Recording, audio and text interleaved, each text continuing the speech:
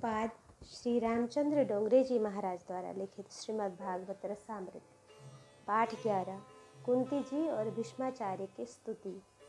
उत्तरा जी के गर्भ का रक्षण करके श्री कृष्ण जब द्वारका जाने के लिए पधारते हैं, कुंती जी से भगवान का वियोग सहन नहीं हो रहा है। परमात्मा के वियोग में जिसके प्राण व्याकुल हैं, जिसे प्रभु वियोग का दुख है, वही भक्ति करता है। भक्त चिंतन करता है कि मैं भगवान से जुदा हो गया हूँ, मैं इतना बड़ा हुआ फिर भी मुझे एक बार भी प्रभु के दर्शन नहीं हुए, मैं कब परमात्मा के चरणों में पहुँचूंगा। दूसरी ओर श्री कृष्ण वियोग में जिसका मन संसार में रमता है, जिसे संसार सरस लगता है, वह संसार की भक्ति करता है। जीव जब माँ के पेट से बाहर आता है तब रोता हुआ आता है, और जब वह इस संसार से जाता है तब भी वह रोता हुआ ही जाता है, परंतु जीव कभी भी परमात्मा के लिए नहीं रोता। परमात्मा के लिए जो रोता है उसके दुख का अंत आता है। कुंती जी को श्री कृष्ण का वियोग असह्य लग रहा है। वे चाहती हैं कि सारा दिन मैं द्वारकानाथ के दर्शन करती रहूं, मैं अपने प्रभु की सेवा करती रहूं, प्रभु का स्वरूप मेरी दृष्टि से दूर न हो। कुंती जी श्री कृष्ण के वियोग में व्याकुल है। जिस रास्ते से श्री कृष्ण का रथ जाने वाला है, उसी रास्ते पर वे हाथ जोड़कर खड़ी हैं। वृद्धावस्था है, उनकी दो दासियों ने सहारा दिया है, उन्होंने हाथ जोड़े हैं, शरीर में रोमांच हो रहा है, आँखों से प्रेमाश्रु धीरे धीरे गिर रहे हैं। सोचती जा रही हैं कि मेरे कृष्ण मुझे छोड़कर जा रहे हैं। द्वारिका नाथ का रथ आ पहुंचा। प्रभु ने देखा कि कुंती जी रास्ते में खड़ी है। श्री कृष्ण ने रथ खड़ा करवाया, स्वयं रथ से उतर पड़े। रोज का नियम था कि श्री कृष्ण कुंती जी की चरण वंदन करते थे। कुंती जी वसुदेव जी की बहन थी, प्रभु की बुआ थी। इससे प्रभु प्रतिदिन चरण वंदन करते थे, पर आज ऐसा हुआ कि श्री कृष्ण के द्वारा चरण वंदन करने के पहले ही कुंती जी ने श्री कृष्ण को प्रणाम किया। श्री कृष्ण को थोड़ा सा संकोच हुआ। प्रभु ने कहा, ये आप क्या कर रही हैं? मैं तो आपके भाई का पुत्र हूँ। कुंती जी ने कहा, मैं भी आज तक यही जानती थी, पर आज आपकी कृपा से मुझे आपके स्वरूप का ज्ञान हुआ है। आप किसी के पुत्र नहीं हैं, आप सबके पिता हैं। आदि नारायण ही आप हैं। आपके चरणों में मैं वंदन करती हूँ। आपके उपकार मुझे बहुत याद आ रहे हैं। जब भगवान आपको अति संपत्ति दें, आपको अत्यंत दुख सुख दें, तब दुख के दिन भूलिएगा नहीं। जब बहुत सुख मिलता है तब दुख के दिन भूल जाते हैं। कि कुंती जी सावधान होकर प्रभु के उपकार का स्मरण करती हैं। जीव मात्र को प्रभु की कृपा मिलती है, परंतु जीव दुष्ट है। भगवान के उपकार मानव भूल जाता है। मानव अनेक बार हिम्मत खो देता है, घबरा जाता है, तब भगवान उसका रक्षण करते हैं। दो सरल पहले मैं बीमार पड़ा था, मैंने आशा छोड़ दी थी, डॉक्टर भी घबरा गए थे, पर प्रभु ने मुझे बचा लिया। प्रत्येक के जीवन में ऐसे अनुभव होते रहते हैं, परंतु जीव सुख के दिनों में दुख के दिन भूल जाता है, परमात्मा के उपकार भूल जाता है। कुंती जी को याद आ रहा है वे दिन कैसे थे। मेरे पतिदेव ने शरीर छोड़ा, तब ये सब बच्चे बहुत छोटे थे, मैं विधवा हो गई। बच्चों को लेकर मैं वन में भटक रही थी, किसी ने मेरी ओर देखा तक नहीं। उस समय आपने मेरा रक्षण किया। मेरा भीम छोटा था, तब उसे मारने के लिए दुर्योधन ने विष के लड्डू खिला दिए थे। आपने भीम की रक्षा की। पांडवों को लाक्षागृह में जला देने का यत्न किया गया, तब आपने ही रक्षा की। दुशासन द्रौपदी को सभा में ले गया। दुर्योधन अनाप शनाप बोलने लगा, यह दासी है, इसे नग्न करो, तब आप ही दौड़े हुए आए।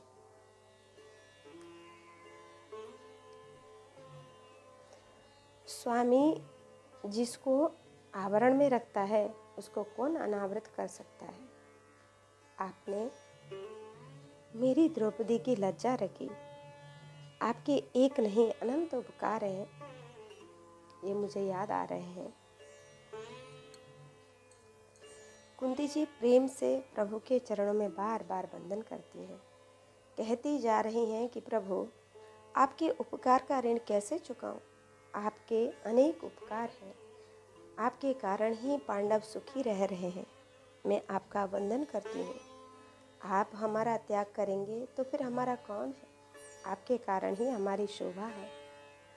जिस घर में श्री बाल कृष्ण की सेवा होती है, जिस घर में ठाकुर जी की पूजा होती है, वह घर वैकुंठ सा लगने लगता है। वह वैकुंठ धाम सा ही है। भगवान के कारण ही घर की शोभा है। जिस घर में ठाकुर जी की सेवा नहीं होती है, जिस घर में प्रेम से प्रभु का नाम कीर्तन नहीं होता, वह घर घर नहीं स्मशान है। वह घर अशुद्ध है। उस घर का पानी भी नहीं पीना चाहिए। वह घर वीरान हो जाता है। यह कथा सुनने के बाद घर में ठाकुर जी की सेवा पधराइएगा। कई लोग अपने घर में ठाकुर जी की सेवा पधारते तो हैं, पर उन्हें छोटी सी अलमारी में बंद रखते हैं। अपने लिए हजारों रुपए खर्च करके फर्नीचर बनवाते हैं, पर ठाकुर जी के लिए खर्च नहीं करते। आपको प्रभु ने संपत्ति दी है, तो प्रभु की सेवा में संपत्ति का उपयोग कीजिए। लक्ष्मी नारायण की है। लक्ष्मी भोग के लिए नहीं है, उपयोग के लिए है। भगवान के लिए सुंदर सिंहासन बनाइए, सुंदर मखमल की गादी बनवाइए। आपके घर में जो स्थान सर्वश्रेष्ठ हो, वहाँ भगवान को विराजमान कीजिए। जिस घर में लक्ष्मी का उपयोग नारायण के लिए होता है, उस घर में लक्ष्मी अखंड भाव से विराजती हैं। कुंती जी कह रही हैं, नाथ आप कृपा करिए, हमारा त्याग न करिए। प्रभु ने स्मित हास्य से कहा, बहुत दिन यहाँ रहा, द्वारिका से अनेक बार संदेश आए, अब मुझे जाना है। कुंती जी ने हाथ जोड़े और कहा, आप तो अनेक स्वरूप धारण करना आता है। एक स्वरूप द्वारका में भेज दीजिए। आप मेरे घर में विराजिए। आप मेरी दृष्टि से दूर न जाइए। आपका वियोग मैं सहन नहीं कर सकूंगी। कुंती जी में दास से मिश्रित वात्सल्य भाव था। वे ऐसा मानती थीं कि मैं द्वारिका नाथ की दासी हूँ, वे मेरे मालिक हैं। आप द्वारिका न जाइए, ऐसा कहने का मुझे अधिकार है। परमात्मा तो स्वतंत्र है, वे सर्वशक्तिमान है। इससे कुंती जी ने कहा, भले आप द्वारिका पधारें, किंतु आज मैं विशेष वरदान मांगने आई हूँ। मुझे एक वरदान दीजिए। प्रभु ने कहा, मांगिए। कुंती जी ने प्रभु से मांगा, आप ऐसी कृपा करिए कि दुख विपत्ति के प्रसंग भले ही हमारे आते रहें, किंतु विपत्ति में आपका ही स्मरण करो। जिस सुख में भगवान को भुलाया जाता है, वह संपत्ति ही विपत्ति है। जिस विपत्ति में भगवान याद आए, यह विपत्ति ही संपत्ति है। जिस सुख में भगवान भुलाए जाते हैं, वह सुख महान दुख है। यह पतन लाता है। कह हनुमंत विपत्ति प्रभु सोई, जब तब सुमिरन भजन न होई। सुख में भी जीव भान गवा देता है। अति सुख का प्राप्त होना अच्छा नहीं है। दुख में मानव थोड़ा समझदार बनता है। कई दिनों तक पुस्तकों के अध्ययन से जो ज्ञान प्राप्त नहीं होता, वह ज्ञान दुख में अनायास प्राप्त हो जाता है। वह भीतर से प्रस्फुटित होता है। कुंती जी मानती हैं कि दुख प्रभु का प्रसाद है। भगवान जिस जीव को अपने पास रखना चाहते हैं, उस जीव के लिए विपत्ति खड़ी कर देते हैं। मानव का स्वभाव है कि मार पड़ने पर ही वह सुधरता है। कुंती जी इसी से दुख की मांग कर रही हैं। मुझे बहुत सुख नहीं चाहिए। इतना सुख मिले कि सुख भोगते भोगते भगवान का स्मरण बना रहे, भगवान को भुला दे, ऐसा सुख मुझे नहीं चाहिए। कुंती जी ने कहा, संपत्ति का मद, विद्या का मद, यौवन का मद, अधिकार का मद, ये सब मद भान गवा देते हैं, और ये चारों एकत्र हों तो फिर क्या कहना। नाथ कृपा करिए, मेरी संतानों को अभिमान न हो, विद्या का मद न हो, अभिमान न हो। बहुत पढ़े लिखे लोग प्राय कथा में नहीं जाते। वे सब मानते हैं कि मैं बीए पास हूँ, भागवत मैंने पढ़ ली है, महाराज और क्या कहने वाले हैं, मुझे सब कुछ आता है। बहुत पढ़े लिखे कथा में नहीं जाते हैं, और जाते हैं तो अकड़ कर बैठते हैं और सुनते हैं। वैष्णव प्रेम से ताली बजा बजा कर कीर्तन गाते हैं। पढ़े लिखे लोगों का ऐसा मानना है कि ताली बजा बजा कर कीर्तन करना अनपढ़ लोगों का, मूर्ख लोगों का काम है। हम तो बहुत पढ़े लिखे हैं, आगे बढ़े हुए हैं। परंतु घर में बच्चा रोने लगता है, तब वकील साहब भी ताली बजाकर उसे चुप कराने का यत्न करते हैं। विद्या का अभिमान पाप लाता है, संपत्ति का अभिमान पाप करवाता है। जिसके पॉकेट में बहुत धन है वह दूसरे को तुच्छ मानता है। उसे लगता है कि यह स्वयं भी समझदार है। द्वारिका नाथ जी के दर्शन से कुंती का मन तृप्त ही नहीं होता। कुंती जी प्रेम से भगवत स्वरूप को देखती हैं। द्वारिका नाथ से वे कहने लगीं, अब आप बड़े हो गए, पर एक बार मैंने आपका बाल स्वरूप देखा है। एक बार मुझे आपके बाल स्वरूप के दर्शन हुए हैं। मैं द्वारिका नाथ का ध्यान करती हूँ, चतुर्भुज नारायण की सेवा करती हूँ, स्मरण करती हूँ, पर कभी कभी मुझे आपके बाल स्वरूप की याद आ जाती है। जब आप छोटे थे तब मैं गोकुल आई थी, मैं मथुरा पिहर गई थी। तब मेरे भाई वसुदेव ने मुझसे कहा था कि बहन, कोई नहीं जानता, पर मैं तुमसे कह रहा हूँ कि नंद बाबा गोकुल में लोग जिसे कन्हैया कहते हैं वह मेरा ही पुत्र है। कंस के डर से मैंने उसे नंद बाबा के घर में रखा है। मैं वहाँ नहीं जा सकता। बहन, आप आई हैं, यह अच्छा ही हुआ है। आप मेरे लाला को देखने के लिए एक बार गोकुल में जाइए। मेरे भाई ने मुझसे कहा, और इसी से मैं आपको देखने के विशेष रूप से गोकुल आई थी। उसी दिन आपने घर में चोरी की थी, मटकी फूट डाली थी। यशोदा माता का वात्सल्य भाव था। मेरा लाला मेरा बच्चा है, उसे चोरी करने की आदत पड़ रही है, यह अच्छा नहीं है। अभी दही माखन की चोरी कर रहा है, बड़ा होने पर फिर पैसे की चोरी करेगा। तो उन्होंने लाला से कहा, लाला आज मैं तुझे सजा दूंगी। उखल पर चढ़कर चोरी की थी, इसलिए यशोदा माँ ने निश्चय किया कि लाला को मैं इसी उखल से ही बांधूंगी। यशोदा मैया ने लाला को बांध दिया। वे तो बाल कृष्ण को बच्चा ही मान रही थी। गोकुल में तो कृष्ण बालक बनकर ही रहे थे ना। श्री कृष्ण परमात्मा है। यशोदा मैया श्री कृष्ण को लाल रस्सी से बांधने का यत्न कर रही हैं, पर ऐश्वर्य शक्ति मानती है कि श्री कृष्ण मेरे पति हैं, मेरे पति को कोई बांध नहीं रहा है, मुझसे देखा नहीं जाता, सहन नहीं हो रहा है। इससे ऐश्वर्य शक्ति रस्सी में प्रविष्ट होती है, वह रस्सी को छोटी कर देती है। जिस रस्सी से यशोदा मैया श्री कृष्ण को बांधने जाती हैं, वह रस्सी 2 अंगुल छोटी पड़ती है।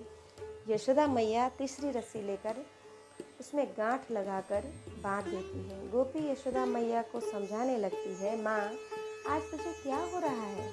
याद है जब तुम्हारे पुत्र नहीं था तब तुम रोती थी, तुमने अनेक देवों की मनौत मांगी थी, तब कहीं यह पुत्र मिला है। सारे गांव को यह प्राणों से भी अधिक प्यारा है। मेरे घर आकर वह अनेक बार उधम मचाता है, पर कभी भी उसे बांधने का विचार मैंने नहीं किया। माँ, तुम्हें जरा याद नहीं आता है क्या? यशोदा मैया आज आवेश में है। वे कहती हैं, आज अपने घर जाइए, मेरा लड़का है, मुझे जैसे उचित लगेगा मैं वैसा ही करूँगी। आपको चिंता करने की आवश्यकता नहीं है। उसे बुरी आदतें पड़ गई हैं, वह किसी की सुनता ही नहीं है। आज घर की सब रस्सी एकत्र करके भी मैं इसे बांध के ही रहूँगी। यशोदा जी रस्सी एकत्र करके लाला को बांधने का प्रयत्न करती हैं, पर रस्सी 2 अंगुल छोटी पड़ जाती है।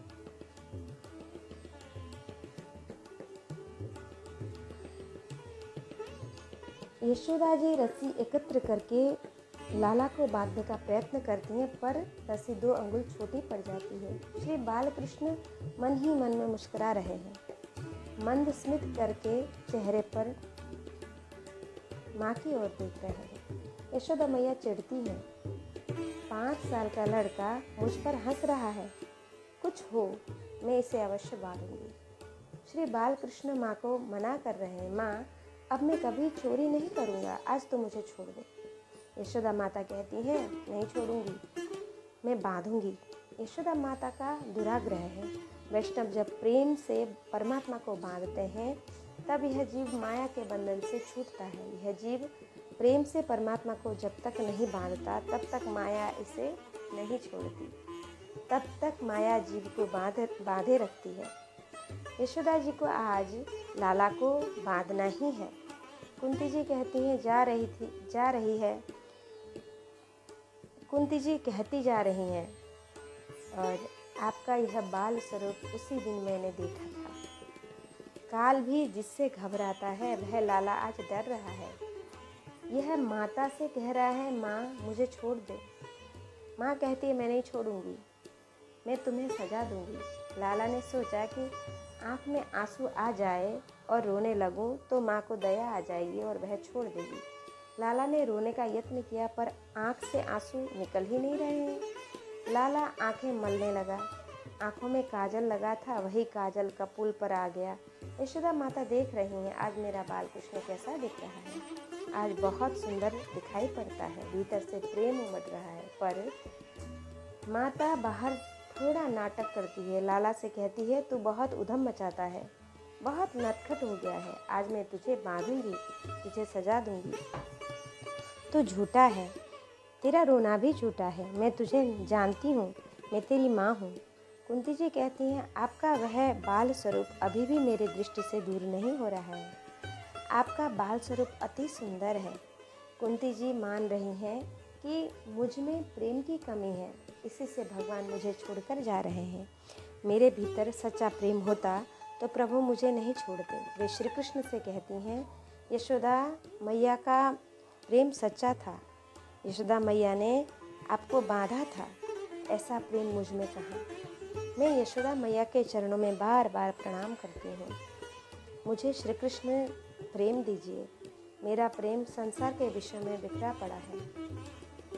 पांडवों में मेरी आसक्ति है, यादवों से मेरा स्नेह है, संसार के अनेक विषयों में मेरा प्रेम बिखरा पड़ा हुआ है। परमात्मा के दर्शन करने पर भी जीव माया से परे नहीं हो सकता। परमात्मा से अतिशय प्रेम करने पर ही वह माया से छूटता है। कुंती जी को ऐसा लगा कि मेरा प्रेम संसार के विषयों में समाया हुआ है, प्रभु में मेरा प्रेम नहीं है, इसी से प्रभु मुझे छोड़कर जा रहे हैं। कुंती जी श्री कृष्ण को बार बार प्रणाम करती हैं। जिस तरह हिमाचल से निकलकर भागीरथी सारे पर्वत को तोड़कर समुद्र से मिलने जाती है, उसी तरह मेरी वृत्ति भी आपकी ओर प्रवाहमान हो, ऐसी कृपा कीजिए। मैं आपकी वंदन करती हूँ। नाथ, मैं आपकी शरण आई हूँ, मुझे कृपा कीजिए, मुझ पर कृपा दृष्टि रखिए। बंधन परमात्मा को बंधन में डालते हैं, वैष्णव बंधन से ही परमात्मा को वश में करते हैं। हर 2-3 मिनट के बाद ठाकुर जी का दर्शन मन ही मन कीजिए, भगवान के चरणों में वंदन कीजिए, इससे 1 पैसा भी खर्च नहीं होता। भगवान के वंदन करने में 1 पैसा भी खर्च नहीं होता, शरीर को जरा भी कष्ट नहीं होगा। जिस देव की आप पूजा आराधना करते हैं, उस देव का हर 2 मिनट के पश्चात दर्शन कीजिए। आप जहाँ भी हैं वहीं मन ही मन से दर्शन करिए। प्रभु के चरणों में वंदन करने की आदत डालिए, प्रभु जरूर दया करेंगे। इस जगत में ईश्वर ही मालिक है, इस जगत में जो कुछ है प्रभु का ही है। कई लोग मंदिर में बहुत सेवा करते हैं, वे समझते हैं कि मैं मंदिर का संचालन कर रहा हूँ, यह सेवा मैंने ही की है। प्रभु कहते हैं, मेरा मंदिर तुम क्या चलाओगे, तेरा घर तो मैं चला रहा हूँ, तुझे कुछ मालूम ही नहीं है, तुम भान गवा बैठे हो, तुम्हें मैंने ही सब कुछ दिया है। अरे जगत के मालिक तो परमात्मा ही है। कोई मानव मालिक नहीं हो सकता। मानव तो मुनीम है। मानव को संचालन का काम दिया गया है।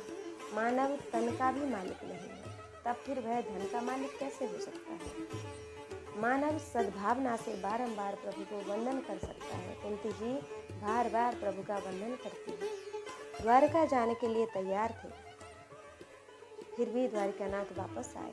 कुंती जी के महल में जब प्रभु पधारे तब वे प्रसन्न हो गए। वह तो रास्ते में हाथ जोड़कर खड़ी रही थी। इससे प्रभु पुनः पधारे। अर्जुन सोचते हैं कि प्रभु का मुझ पर बहुत प्रेम है, इसी से प्रभु वापस आए।